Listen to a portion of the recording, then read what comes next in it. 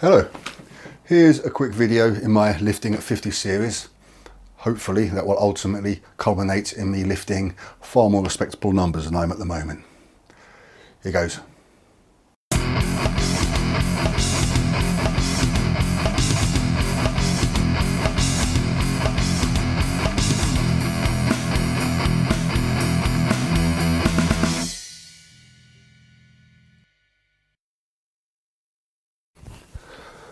A while ago I wanted to put a deadlift figure on my PR sheet.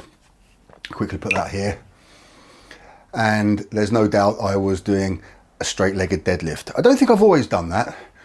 If anybody ever looks at the video I do to introduce my videos, when I was deadlifting over there with 120.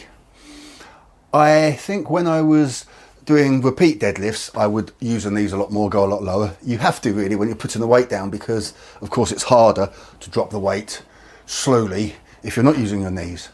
And because I deadlift in a shed, I can't drop these bars. I've never dropped a deadlift in my life. I've got bumper plates, still don't think these boards would quite put up with it. And I've even got a deadlift board which distributes the weights, but I'm not risking it. I was deadlifting with far too straighter leg, and I hoped that when I started bending my knees a lot more and taking a better position, shoulders further back, hips lower, that I would deadlift a lot better. There's no doubt. I used to wonder what, I know you're supposed to have your chest up, you're supposed to look up somewhat, and I wondered why I found it so hard to do that. It was all really obvious in the end.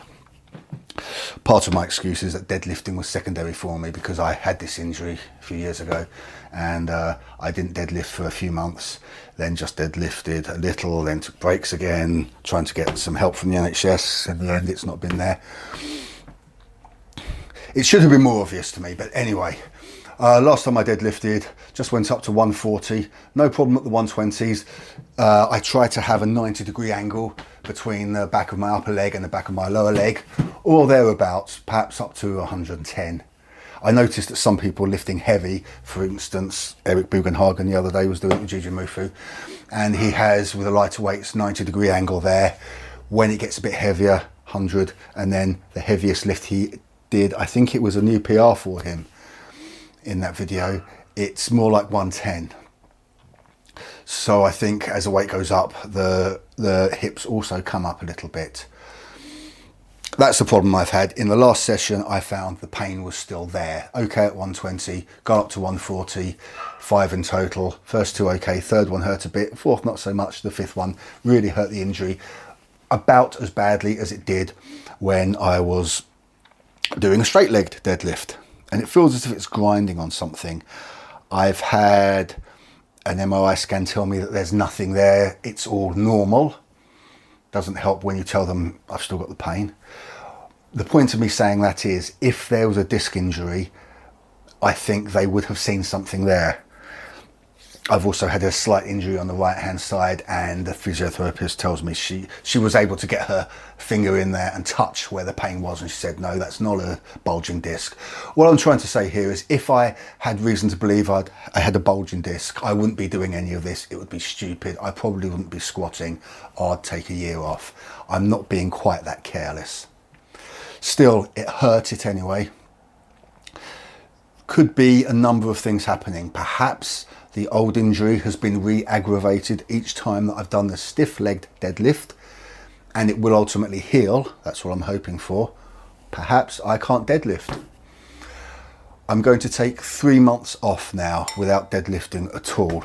Then I'll try it again gently. Thank you, people who subscribe and watch. Had some good advice about this, some really good advice and encouragement. One person asked why I'm not using a trap bar. Good question. Perhaps that will be part of the solution. My concern is not having a lot of room, but I could hang it up there really. So when I get back to trying again after 3 months, I'll try a trap bar if I don't find that deadlifting now with a corrected position isn't okay for me. Somebody else, it was actually in response to a pull-up video, where I mentioned a bit of a problem with deadlifting, asked me, why are you deadlifting then? Why aren't you concentrating on things you can do better and not having to worry about the injuries? Also a very good question. Maybe that's just the way it is. Like most of us who lift, I want to be able to do it. I want to push through and have my body being capable. But 5 decades, it's not young. I'll be 50 very soon now. Close enough that you can call me 50 now. Maybe you've just got to accept that. And at the end of the day, it is very important when it comes to exercise, especially as you get older. You've got to concentrate on what you can do rather than focusing on the things that you're limited on. And especially if you're trying hard to do something that your body isn't very good at, and that's ruining your attempts elsewhere and ruining your efforts. So I'll certainly take a 3-month complete halt of deadlifting. And if that doesn't work, then I'll just have to stop it, and then I will do other things instead. I know there's a lot of alternatives you can look at. For now, I'm starting a completely new lifting regime. Ever since I've been doing the split, at one point I always wanted to do everything in one day. Didn't do accessories, just compound lifts. Ever since I've been doing the split, I've had day 1 squatting, day 2 bench pressing, day 3 pull-ups or pull-downs when I was injured, and day 4 deadlifting. Sometimes a gap in between, but usually where possible in 4 days. And there'd be accessories on each day, 2 to 3 accessories on each day. Now I'm going to try to squat and bench press on day 1, and then day 2 will be pull-ups and quite a few accessories. Nothing to replace deadlifting, but I will be doing the bent over row as part of the accessories. Don't go very heavy with that. I bend over, I do it so my back is parallel with the floor. That's how I've always done it. Some people like to, some people call that the pendlay row. If you look for pendlay row on YouTube, you'll find Mr. Pendlay explaining, no, this is just a row. This is what I just called it, a row. Doesn't really matter. But when you're mostly upright, you'll be going for the real heavy weights. I like to go horizontal back and pull in that way. I'll be using 30 kilos, maybe 40, sometimes going up a little bit. So it's not a lot of weight. Because I'll be squatting regularly and doing pull-ups and the rows, I don't think I can lose everything that I'm capable of now with deadlifting. So when I come back to it in 3 months, I'm sure I'll still be able to do 120, 140. I'd like it to be a lot more. The real benefit to this is I'll be able to squat and bench press more. I always refer a lot to Eric Bugenhagen, and it's one of the things he says, if you really want to get better, pick 1 or 2 things and focus hard on that. Maybe I'm not advanced enough to go ahead with 4 different compound moves. And then to think of Mike Israetel of Renaissance Periodization, he's always saying, he often says, worded that badly, if you find you're not making progress, then you probably need to increase frequency, not necessarily increase volume, or numbers in individual sets, but just increase the frequency. And that's what I'm doing now with pull-ups, and I have had some improvement, as my PR record sheet shows. I try to get in 2 per week, although it's more often 2 in 8 days, although it's been a bit blurred because I just had a deload. Anyway, I'll be squatting theoretically twice and bench pressing twice and doing pull-ups twice in each period.